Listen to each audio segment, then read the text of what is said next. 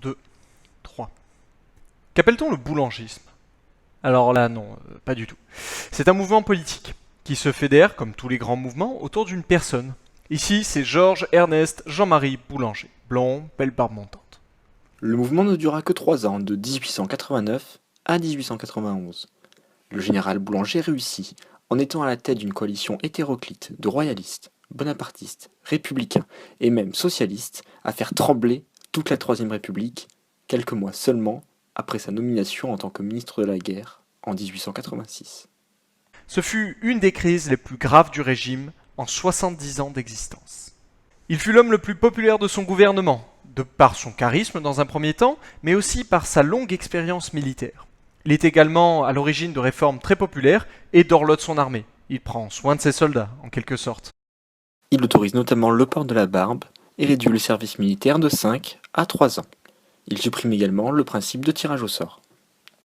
Une de ses plus grandes réformes à ce niveau-là reste le service militaire obligatoire pour les ecclésiastiques.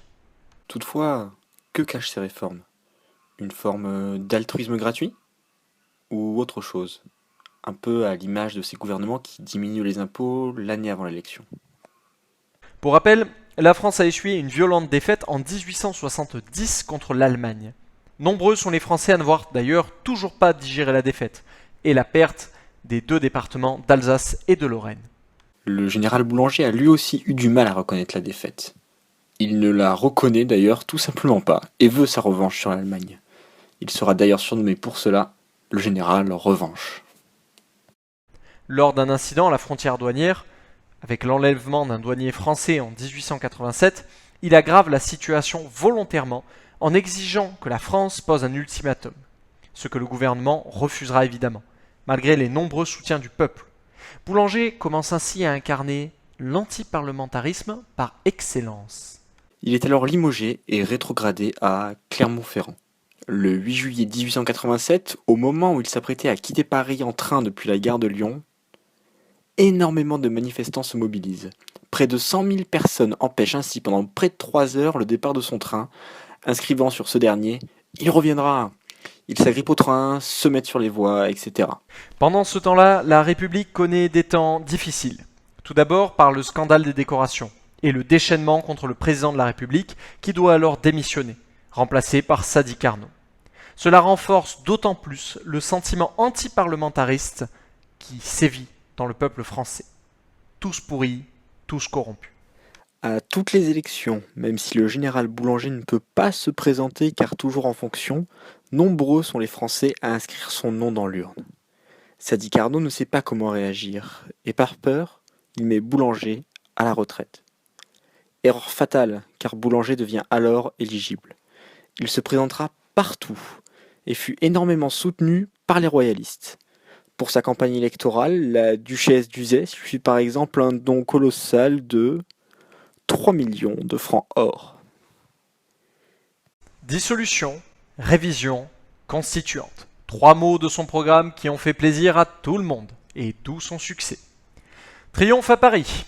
En effet, à la mort du député de la ville de Paris, celui-ci se présente aux élections du 27 janvier 1889.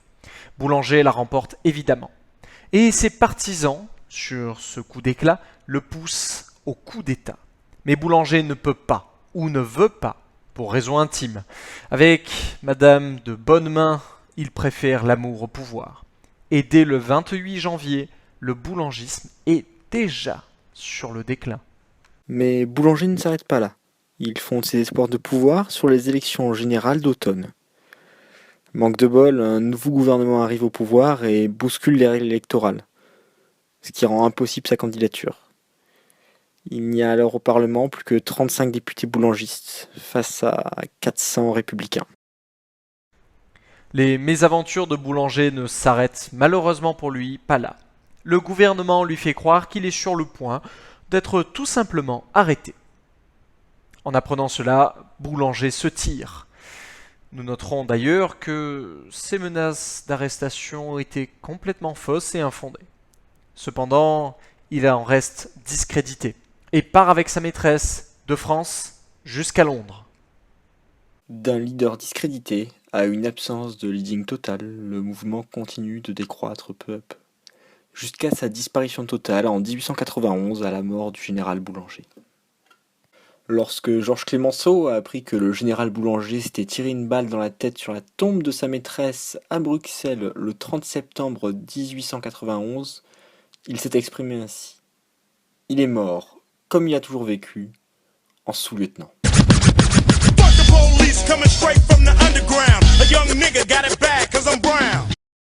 Mais malgré cette mort charnelle, pour le moins pittoresque, Boulanger et son mouvement ont été une des étapes cruciales de l'éclosion de la doctrine antinationaliste de la gauche française.